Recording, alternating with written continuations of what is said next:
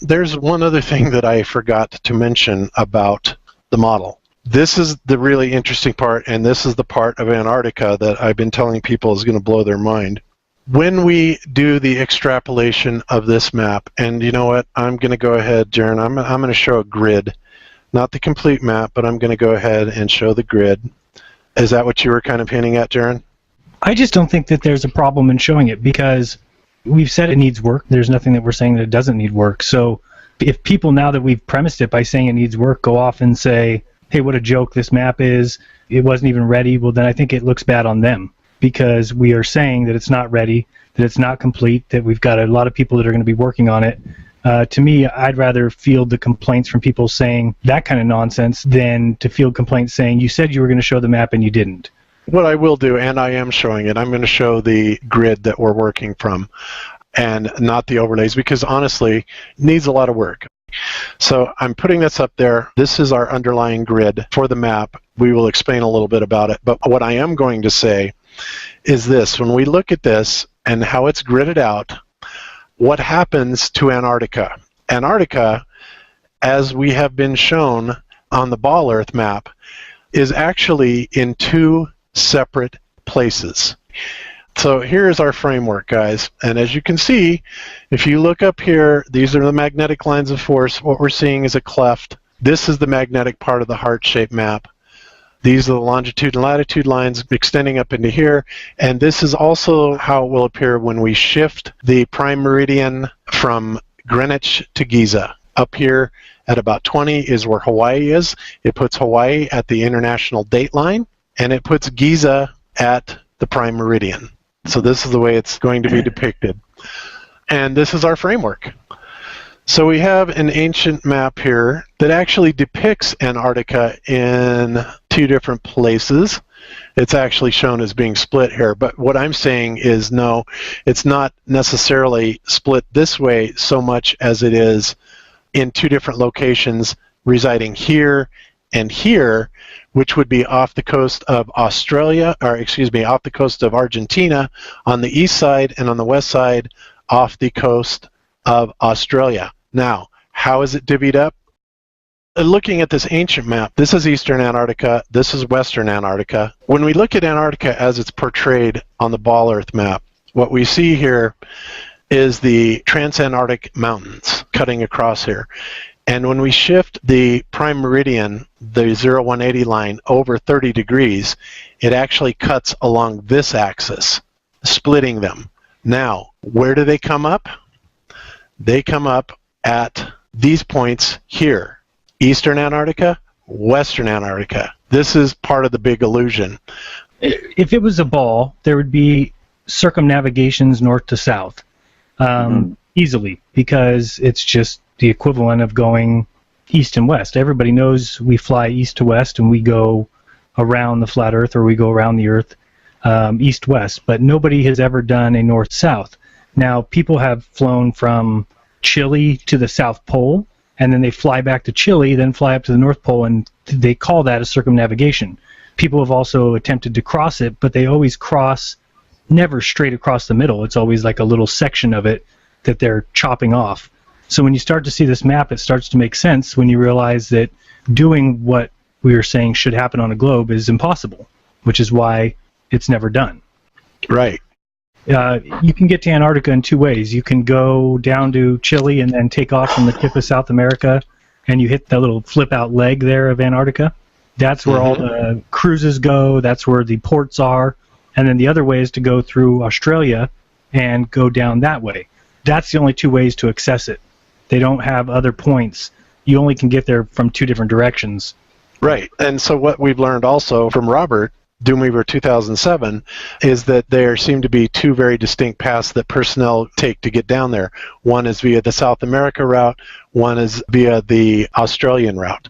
Basically, like I said, when you shift the prime meridian, what happens is it brings the prime meridian from down here at the bottom, and it brings it over here 30 degrees, which then cuts across this way and then goes up to Halley, which Halley would still be on the east side, and then all these other bases are on the west side. So that's something that we believe is actually happening, and the map actually pans out to do this. So we've got Antarctica in two separate places. That's the big reveal about Antarctica. Magnetically, it works out. There's lots of anecdotal evidence that shows this to be the case. We're definitely welcoming anybody to either support or debunk this one way or the other, because this is part of the model, which may or may not be right. And this is something that we needed to fact check a little bit more. This is definitely part of the idea that we're working with, that Antarctica is not one big glob, and of course it couldn't be, because we're not on a ball. And the flat Earth map isn't quite correct either, because, especially when you look at the Gleasons, because as so many people have pointed out, there are mileages that simply are unaccounted for. And of course, the way that it aligns out on the grid, it shows that Antarctica would have to be split in two along that 210-degree line across Amundsen Scott. So if we look at the research stations, we have a list here of where all of them are. We have the latitudes and longitude, and what we have done for a great number of these is we have verified this on the map, that they do match up to our latitude and longitudes on our map as depicted. So there you have one of the big reveals of the map and what it has led us to believe. We haven't followed this all the way through, and we certainly want some more corroborating evidence, but all indications is that, yes, Antarctica is in two places as we're perceiving it. Is there still the ice wall? Yes, the ice wall is still there, but they're taking it basically 120 degrees apart and splitting the continent in two, and that's why we have a lot of the anomalies that we see. Also, this will agree much more with the daylight and twilight that we see in Antarctica, trying to reconcile why one base can show one thing and another base can show something so much differently. So what you've done here is you have changed the prime meridian to Giza. Yes. That's what lines up with all the magnetic lines and the star charts. And the funny thing is, it marries the sky and the Earth. Yeah, that's what it does. That's awesome. The funny thing is, it could be anecdotal, but the Piri Reis map, which is like a 500-year-old map, and I found it in the book Maps of the Ancient Sea Kings, Evidence of Advanced Civilization in the Ice Age, and they go through how they were trying to figure out what this map could be showing, and the closest projection they could find was the azimuthal centered on Cairo, which is obviously very close to Giza. So it's very interesting that their ancient map, which showed actually Antarctica with no ice, the closest they could come was the azimuthal centered on Cairo. There you go. I don't know if that means anything, but it sounds very similar to what you've done here by changing the prime meridian. And another thing I wanted to say is on this map, Amir put in the northeast southwest. Punt that. That is completely irrelevant, and it's wrong. And it looks nice, but it's wrong. So just ignore that. The grid lines would actually give an indication on how you would perceive north, south, east, and west on where you're standing on the map. The magnetic pattern would be your perception of the direction that you're looking at. So now if you go back, Bob, to talking about flying by dead reckoning, you can help people understand what the difference between dead reckoning versus following magnetic lines. Right. This is the thing that solves the Sydney to Santiago trip. Now, we don't have the continents on here, and again, this is the part that we've got to get absolutely right.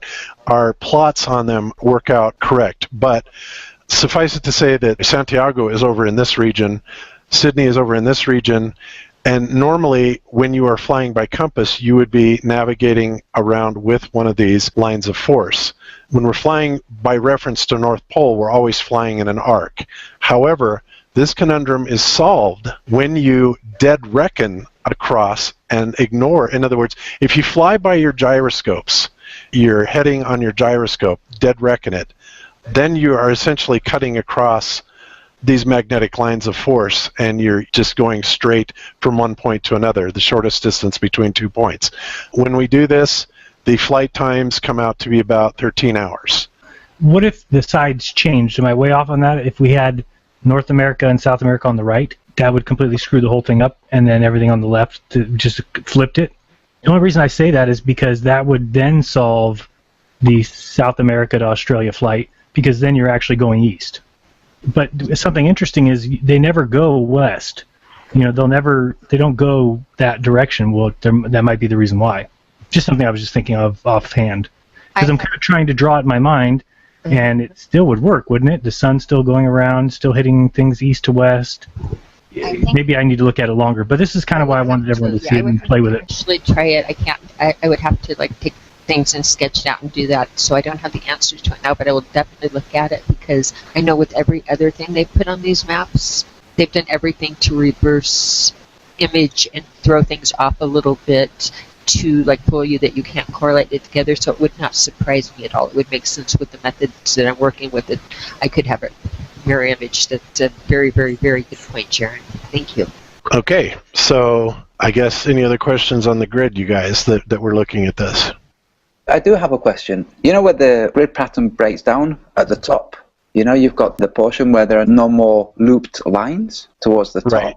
So those looped lines, in the real world, there would be more looped lines there. There are.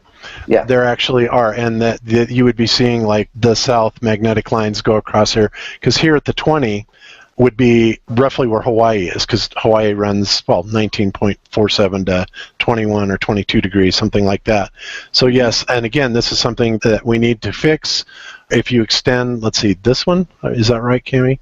Coming around the top, there's actually yet another magnetic line of force here, and probably even more. Now, the other thing that I kind of want to talk about is I have recently run across a couple of very remarkable documents. One is called Worlds Beyond the Poles, and it is a piece of information that is heavily censored and poo-pooed on, and it's amazing. It's a $600 book on Amazon, very rare, very hard to find. So what it talks about, of course, is that, yes, we're on a flat plane. It talks about a lot of our eyesight anomalies. Kirk, the very thing you're interested in, as to how our eye is actually resolving this and why we have perspective the way that we do, and the illusion behind it. I think I got that from you right before I went on vacation, too. I'm dying to look at it. Yeah, because that's going to answer a lot of your questions. But needless to say, it flat out says that beyond the North Pole, and of course we can actually have a beyond the North Pole in this map, and beyond the South Pole, which we can have a beyond the South Pole, exist Earth planes that are very, very, very similar, and well, he says virtually identical to our own Earth plane that go out. This would also be in line with Vedic cosmology and several other mythologies, which I don't think are mythologies necessarily at all. Then the other document, Iron Republic, which is another fascinating document that was written around the turn of the last century, not this one, that talks about how they literally were able to scale up those walls and the things that they found there.